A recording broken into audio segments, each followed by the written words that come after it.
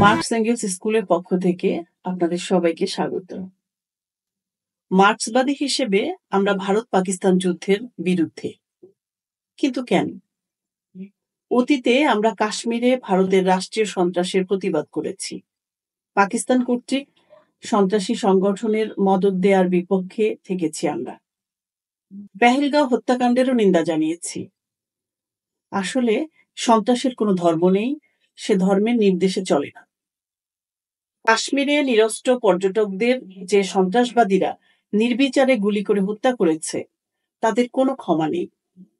কিন্তু পেহেলগাঁও নিয়ে সাম্প্রদায়িক রাজনীতি ও যুদ্ধের বিরুদ্ধে আমরা। মার্ক্সবাদীরা অত্যাচারিত জনগণের অত্যাচারের বিরুদ্ধে যুদ্ধকে ন্যায়সঙ্গত মনে করে। তাদের কাছে মুক্তির জন্য পরিচালিত যুদ্ধ ন্যায়সঙ্গত ও সমর্থনযোগ্য। কিন্তু মার্ক্সবাদী হিসেবে ভারত পাকিস্তানের সম্ভাব্য বর্তমান যুদ্ধ আমরা সমর্থন করি না।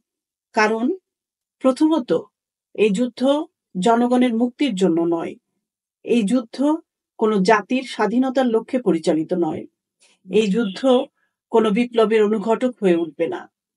তাই আমরা ভারত পাকিস্তান যুদ্ধের বিরোধিতা করছি।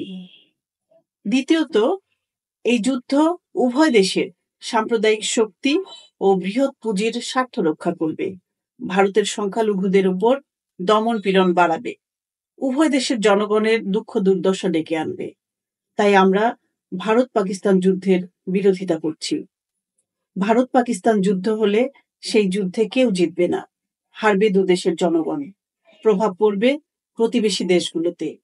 তাই এক্ষেত্রে যুদ্ধ কোনো সমাধান নয়, শান্তির পথই একমাত্র সমাধান। তাই যুদ্ধ নয়, শান্তি চাই, শান্তি চাই।